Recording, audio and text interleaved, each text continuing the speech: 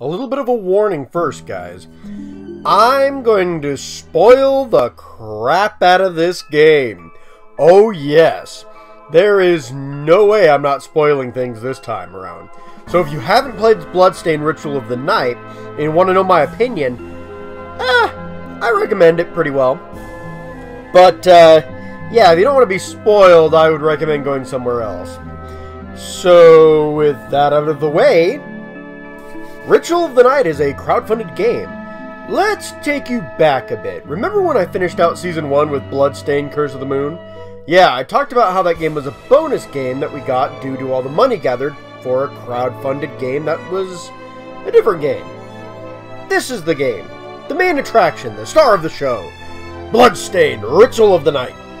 Obviously, I have some connections to the series.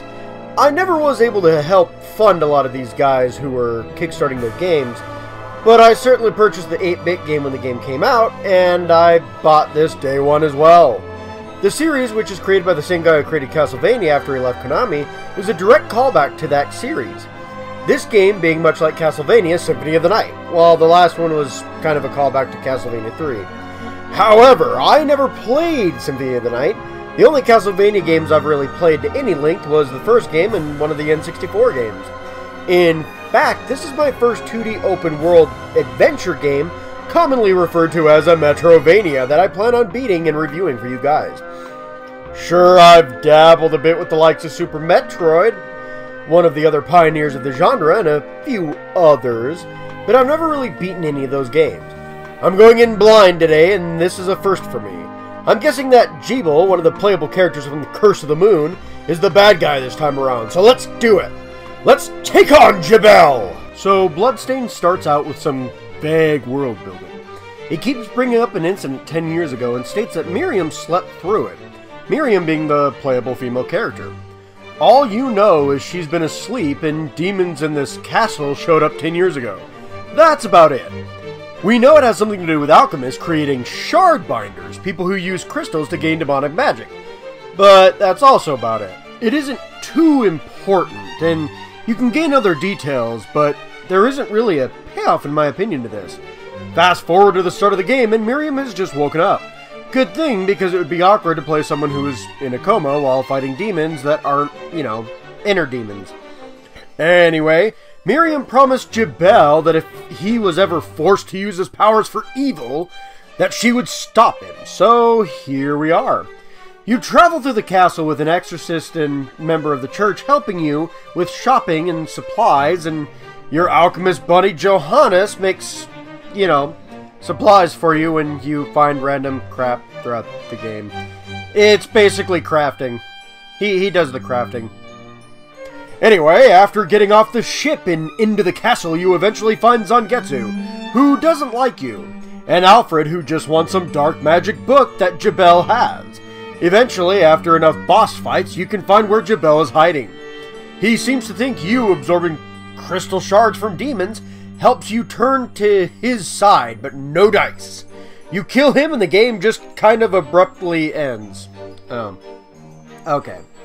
You get a message about the demons in the castle still being around, but you really didn't promise to deal with any of that, so bye-bye. However, due to some red flags, you can probably guess this isn't the good ending. Red flag number 1. The points of Alfred wanting the book and Zangetsu not liking you aren't really finished and are just hanging in the air. I know Zangetsu is supposed to kill Alfred, but it seems weird he wouldn't be helping you with Gebel, considering Zangetsu came up with a flying ability of all things. Second flag, Dominique, the church girl who's helping you with the shop, keeps popping up where she probably shouldn't be found, making me very suspicious of her motives, which is especially bad since she's the one who hired you to deal with Gebel, despite you wanting to do it anyway. Last flag, Gremory. This monster hanging around Gebel, Gebel, at the start of the game is the final boss of Bloodstained Curse of the Moon, and you haven't even killed her before killing Gebel? It doesn't help Gebel is super easy compared to all the other boss fights remotely nearby. So you explore the castle more, and after finding some obscure abilities, bosses, and armor, you fight Zangetsu again, who tells you Gebel is being controlled by Gremory. Shocker! He gives you his sword so you can harm the monster, and this time when the moon turns red in the background, you can actually save Gebel, who dies regardless. Oh, lovely. While doing all this, you can find Alfred again, and, you know, he seems to want to seal Dominique away, which is another red flag, because he claims she wants the cursed book and is causing all of this. Very interesting. After chasing Gremory out for revenge, I guess, and promising Gebel you'd handle the castle, you find a dying Alfred who claims Dominique stole the book from him and is probably the cause this entire time, blah blah blah. Alfred's a good guy. Gee, I guess we forgot you had a boss fight with us. Okay, then. After Alfred dies, Zangetsu decides first you need to kill Gremory for him and go after Dominique. He sacrifices himself to stop Gremory from teleporting. You kill Gremory and find Dominique.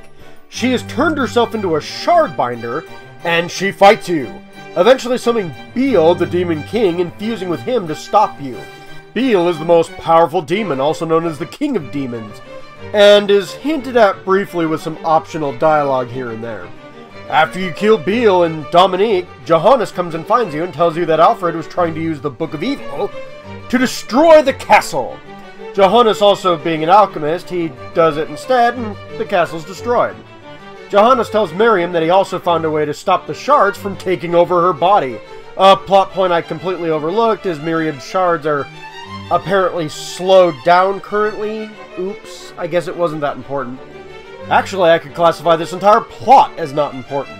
The only shocking thing to happen is literally everyone but Miriam, Johannes, and the villagers die in the story.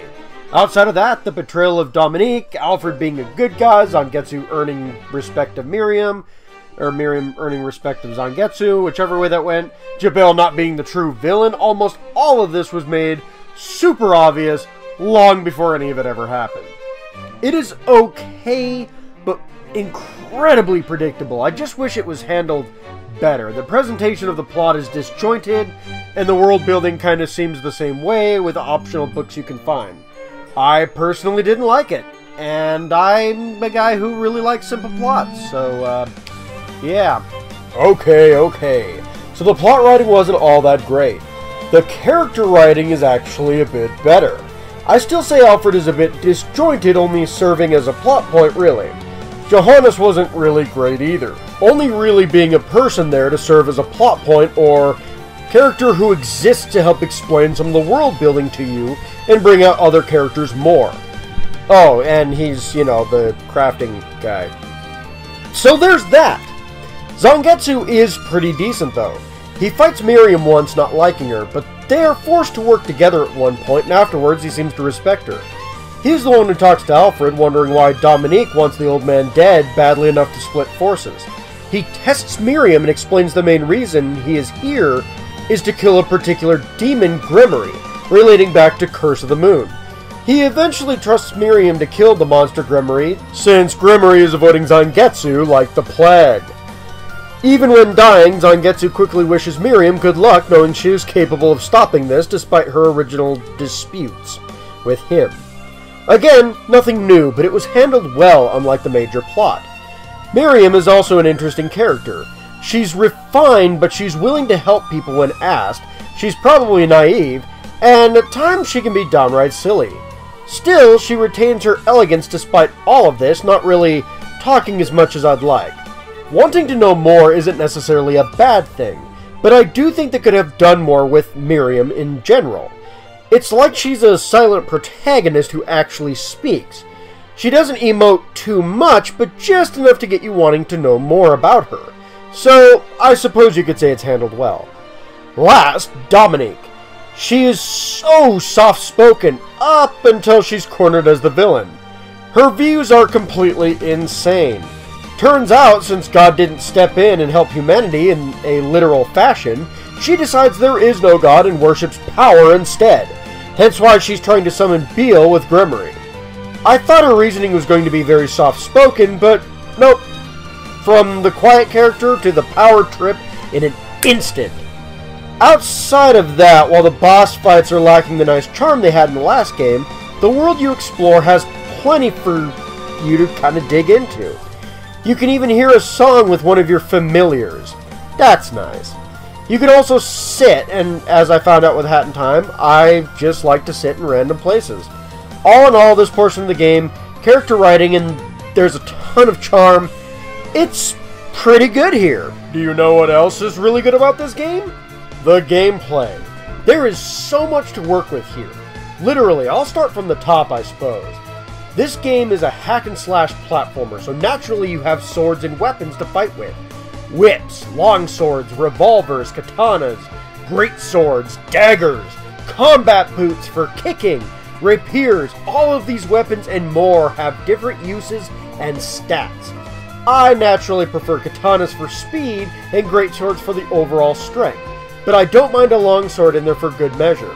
These are the basic attacks that already affect the gameplay heavily, as each weapon has different abilities, and some specific weapons have special moves.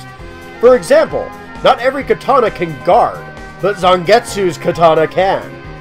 Then we got magic. Tons of spells. You gain these spells from randomly collected shards from demons.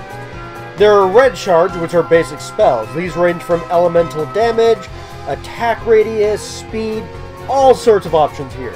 You can also summon a demon for a quick attack or a shield. Blue spells are just sort of there. You hit R1 to use these instead of the top button for red spells. Blue spells range from picking up enemies, huge items, transforming into a demonic bunny girl, running fast, a few others. Purple spells are used by R2 and can be aimed. Arrows, summoning weapons, small twisters, fireballs, anything that needs to be directionally aimed in any direction goes here. Yellow spells are just something to equip and it happens automatically, but you can only use one.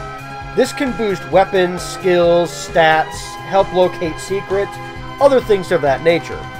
Green spells are basically familiars. You could equip them and your familiar floats around you, helping to either attack or defend you. There are so many spells though, this is just a rough overview of them. The options are huge, trust me. You can also move around and heal with potions when not playing the more RPG elements of this game. The gameplay being varied depends on you and what you like to use. Options are nearly endless. Absolutely love it. It is perfect for exploring this giant castle. But let's talk about that castle for a bit. The castle is open world in design, but not quite in execution. What I mean is, there are plenty of roadblocks that you need certain abilities to cross. That way you don't wander into an area with super strong demons too early. After all, you do have to level up your character and gain better weapons. This is a basic setup, but the castle has plenty of different areas that make things interesting and clearly define different areas and what kind of challenges you'll face. There's a volcanic area, a desert, a train, a mechanical workshop, different types of labs. It all looks great, honestly. As for the monsters, some of the designs are really cool and only show up in one area, which makes those areas even more unique. Some of them, however, are just reskinned previous baddies. They have different attacks and some design changes, but not many, which makes the place look a little more boring, but functionality works perfectly fine. The issue that I'd have is the lack of save points or teleport points in some of the later levels. It is hard to find some of these rooms, and dying is the worst thing in this game. If you die, everything you did since the last time you saved is gone. No checkpoints. In harder areas with less save points, this can be frustrating, especially when you have two longer than normal loading screens to sit through after every death. In fact, I would say that is easily the worst part of the game, the loading screens. They aren't too bad, but starting the game and dying takes what seems like forever when you want to just get a move on. And heaven forbid you haven't saved in a while. But outside of that, the levels are great. Boss fights are nice as well. While the rewards are also very nice, gaining some spells for killing these bosses. For example, killing this guy gets you a laser dash. This guy, a double jump. Sure, these last two bosses were a bit better in the previous game, but these fights are still good. They're just slightly less dynamic. If you want dynamic boss fights, check out Zangetsu or Gremory, or Alfred. Hell, look at this final boss. This thing's terrifying, and I love it.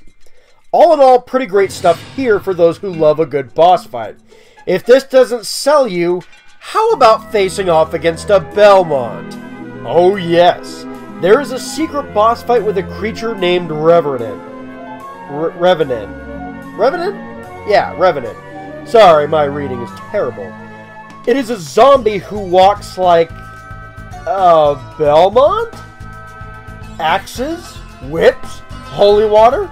I love this fight. Just a super fun reference. You can also fight a slot machine and a sculptor. Not as fun, but not terrible fights either. The last secret boss I found is the hardest one, OD himself. See, there's this vampire you have to find to progress the game, but he also happens to be the librarian. If you borrow a special book and try to finish the game, he will stop and destroy you. He looks, sounds, and fights just like Alucard from Symphony of the Night, from what I can tell. Another fun fight. I never beat him, but I guess he allows you to borrow every book in the game instead of just, 3. You also get his time stop ability. Every secret boss rewards you and helps you get the best armor, the best weapons in the game, which, while you need a hidden book to make, it's still incredibly rewarding. Actually, there's a lot of hidden upgrades, like health and magic boosts. This hidden green shard lets you get the White Knight familiar, easily my favorite, and some decent hidden weapons as well. I also found an 8-bit part of a level that is tough as nails, but rewards you with another boss fight and some fun 8-bit spells. All this fun, and I didn't even have time to check out the extra modes like Boss Rush or Speedrun mode. This game is chock full of secrets, and I love it! Okay, let's wrap this up. So, negatives of the game are mostly writing. If you aren't looking for a sprawling story, then welcome! Gameplay-wise, the only issues is I had a crash once while teleporting, losing me a lot of progress. There's slowdowns here and there, especially during a certain late boss fight, and losing all progress if you die between save points, as well as longer loading screens. That may seem like a lot, but they're actually smaller issues. You have good character interactions, charm of the world itself, and plenty of gameplay options in boss fights to kind of comb over the negatives. The enemies are sometimes not the best in design department. Hell, it looks like they mocapped some of their pets for this. But seriously, who am I to judge?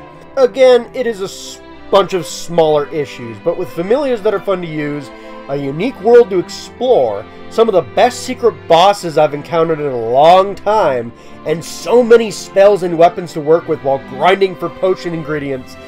Overall, I love the game myself, and for my first dive into a Metrovania style of game, I'm excited to see another one, hopefully soon. I recommend giving the game a shot if you don't get too annoyed by loading screens, and stories in video games aren't necessarily a make and break for you. I can't be sure there's a lot of new in this game for those who are used to this kind of game, but I did enjoy myself for a first timer, so I can at least recommend trying this if you're new to the genre. But that is all the time I have for this, and that is the end of Season 2. Sorry this season went on a little longer than predicted. Hopefully I'll start Season 3 soon. The first review will be Skyward Sword. Until then, press that bell and subscribe so you don't miss anything. Update Twitter... Okay, I update Twitter the most on any of my social medias, which the link is down below. And there's 2 videos that YouTube seems to think you should totally check out that happen to be made by me. Until next time, my minions, take care.